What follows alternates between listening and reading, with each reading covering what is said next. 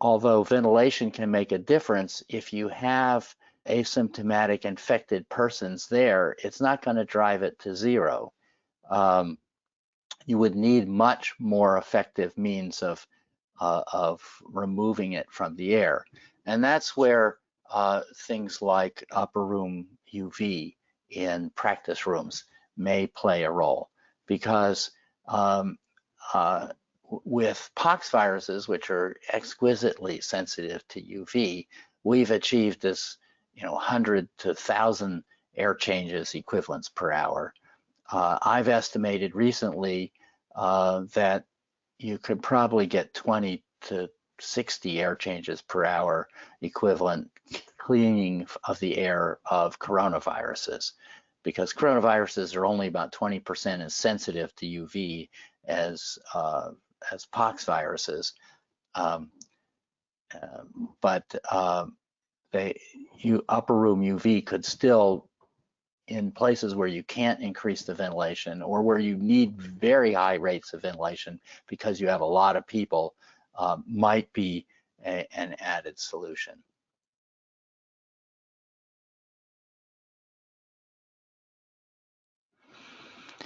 Well, the survival suggests that, the half-life is on the order of, well, one study I've seen says half an hour, but another says it's much longer than that. But if you have an air change per hour, that means that the half-life just of the particles in the air is less than an hour. So if you have 5 air changes an hour, you're talking 6 air changes an hour would give you a 10-minute air change, and that means it would be about 7-minute half-life just of aerosols. So you can see that really by ventilation you drive the half-life down much faster than the biology drives it down by itself.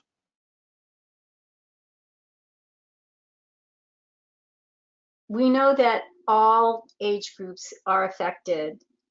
There have been children who are dying from this. Of course, most of them are very healthy and they manage, their mortality rate is a lot less. But there are children who have asthma, there are children who have congenital cardiac disease, there are people who, have, that are immunocompromised. So I think that actually continuing to treat all age groups fairly the same is probably good.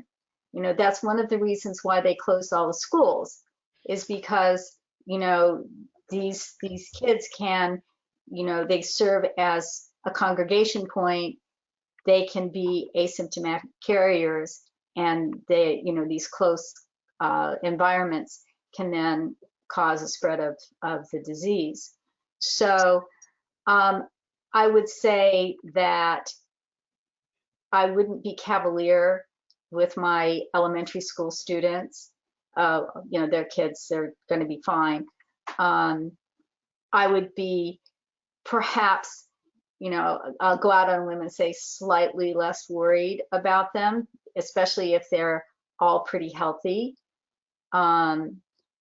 Versus many of our choirs, many of our church choirs, where you have a large proportion of people who are more mature and have many more underlying diseases. There, I think you do need to have a heightened awareness of who your population is.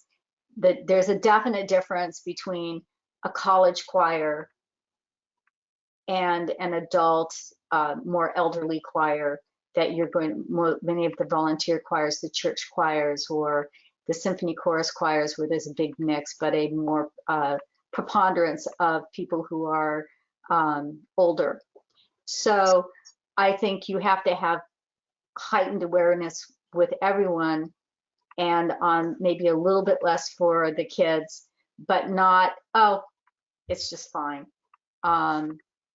And definitely for the older populations, you need to be really, really careful.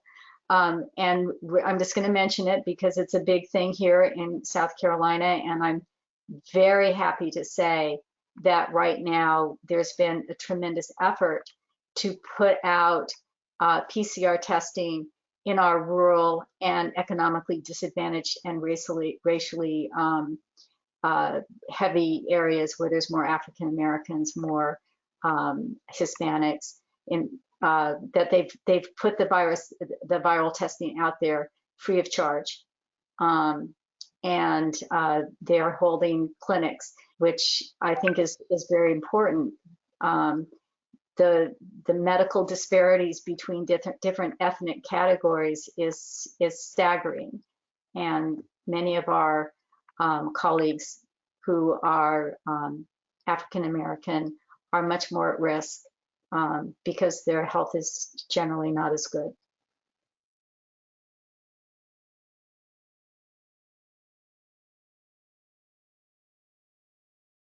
One of the things that I have noticed is that in my studies of college students and looking at seasonal coronaviruses that have been around for a long time, is that everybody has antibody to coronaviruses and it doesn't seem to protect them.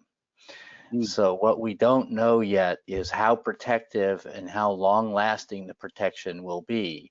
A group at Columbia has just published a paper showing that people were getting reinfected with the same coronavirus that they'd had earlier in the year, later in the year, in a surveillance study that he's been doing up there that's part of the same network of studies that I'm working on. So we don't know that much about how effective and how long-lasting coronavirus immunity is. Now, it may be that this virus, because it's different enough from others, that we don't have immunity against it to begin with, because the immunity of the other viruses didn't seem to cross-react and help us at all. Maybe it'll be different. And maybe we'll be able to come up with vaccines that stimulate us to produce very effective antibodies. I heard some encouraging presentations this morning on an NIH conference call about that, but we don't really know yet. You know, it's just to put it in a little perspective, NIH released this spring a request for proposals to identify how influenza is transmitted, because after 100 years of studying influenza, we still don't know how it's transmitted. And we still haven't been able to make vaccines that are effective across all influenza viruses and keep you immune for a long time. And we've only been studying this virus for 5 months. Mm-hmm. Yeah. So I would suggest that, you know, even though you've had it, you still want to try to avoid it. And I think it's better, rather than bifurcating and having different groups of people, that we all continue to practice this. The other thing is, then you're not going to get into the thing of like, well, show me your papers. Are you really immune? I mean, you know, talk about privacy things and issues. I mean, and so when you see the guy walking around in the grocery store without the mask on and he says, oh, I'm safe, I already had it, I'm over it. You know, do you want to believe him or not? I don't know. I mean, yeah, it just gets really, really messy. And given what we don't know, you don't know, even if he is telling you the truth, that he isn't capable of getting reinfected and reinfecting you.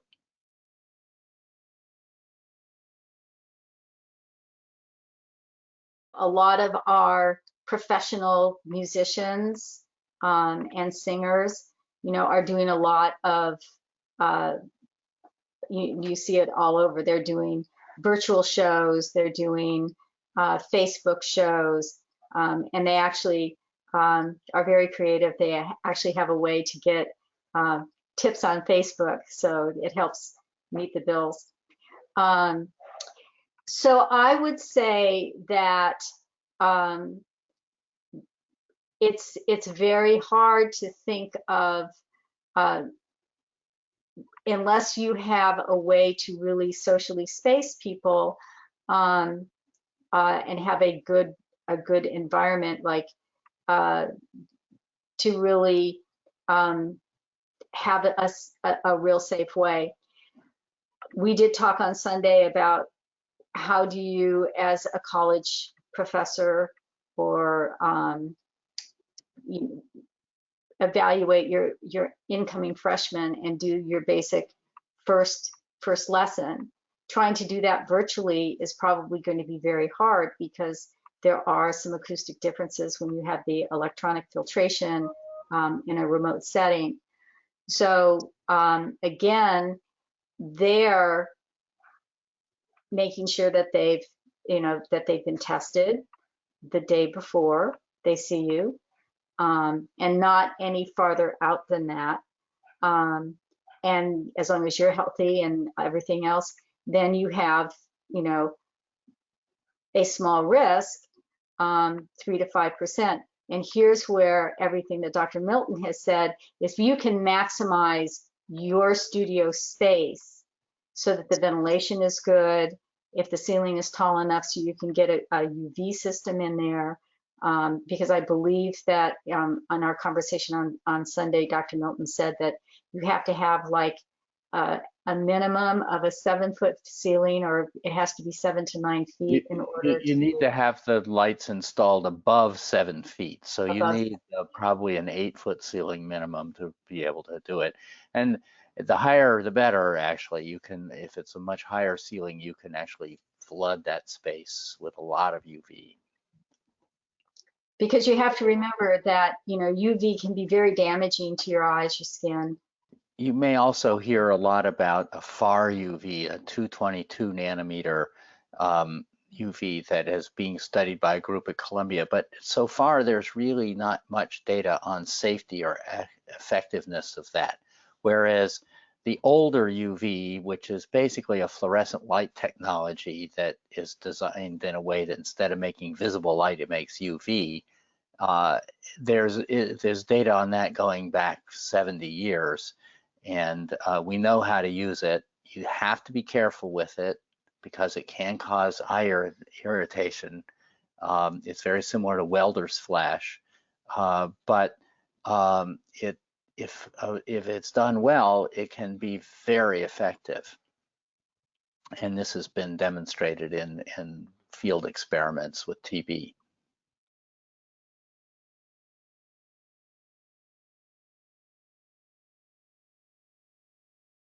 No, unless it's a small group and it's outside and the wind is not at your back. Okay, so for example, my neighbor actually belongs to a barbershop quartet, and they were out this past weekend on the front lawn, spaced out, good wind conditions, and they were practicing. And I think that that is safe, as long as they're not touching each other. At this point, I don't think that there is truly a safe way, unless you can get the entire choir PCR tested within 24 hours of your rehearsal, to have a safe rehearsal. And you're still then at 3 to 5% risk.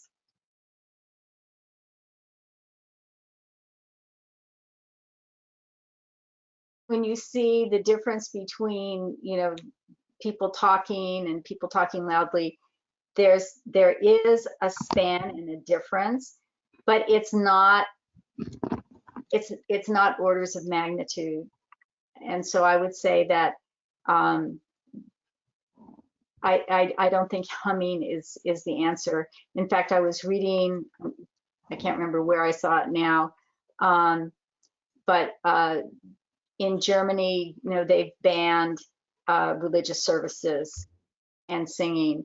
And one of the churches, I believe it was the Catholic Church, felt that quiet praying and quiet singing was still acceptable. And there's this big dichotomy among the religious groups in Germany about this. And I think that we have the facts, and we have the facts. We know how far these particles can go. We know that many of the spaces, religious spaces, you know, because of their historic glory, don't have very good ventilation. I just don't think that just, you know, that saying, oh, if I hum, it's okay. The person next to you could be one of those super emitters, and when he hums, it's a whole different thing than what you're doing when you're humming.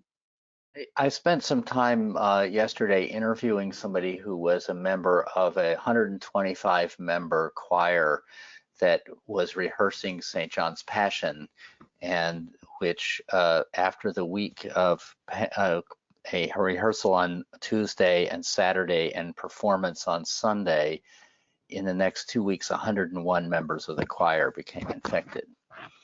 And it turns out that one of the first people who was symptomatic was the choir director conductor, who at the first rehearsal sang all the soloist parts.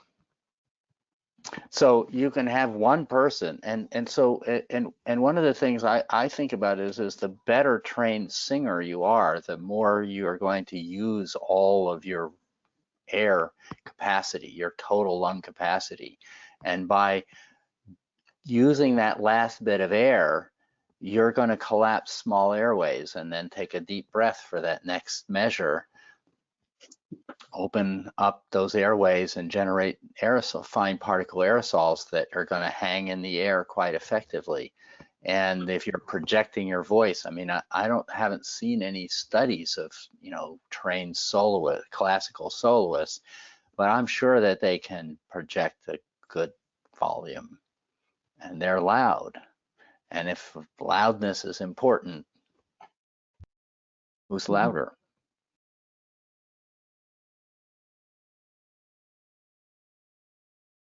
Again, it's going to take a long time. And, you know, optimistically, if we had a vaccine that was very effective and, you know, treatments that would reduce, you know, have a 95% cure rate, that would be the most safe, then you probably would have very little to worry about. However, right now, I think if we have widespread testing that can be rapid, that has a very low false negative rate, and everybody buys into doing it. You know, you can't have one person who says, well, I'm not going to do it, because then the whole house of cards comes down. Then I think it would be safe. Now, if you look at the American Academy of Sports Medicine and the National Collegiate Athletic Association, what they're basically saying is these are the rules, and if you don't buy the rules, you don't get to play. And they're talking about COVID testing, frequent screening. Athletes are now getting significant cardiovascular testing in addition to their regular pre-athletic training, because of the effect that the COVID virus has been shown to have on the cardiac myocardium. And they are just being very rigid. And they say, if you're not going to do this, and you're not going to do this, and you're not going to do this, you are not part of the team. And there's no ifs, ands, or buts. You're not part of the team. And in many ways, a college choir, even a church choir, is the same. And so that's why I said that, you know, everybody in my slide, you know, you need to have an understanding and an agreement that these are the rules that we're going to use to come together and make music and celebrate, you know, the glory of vocal music. So, and that's tough, because that means that you give up a little bit of individual freedom for not only the good of yourself, but for the good of all. And but that's what the team sports are doing.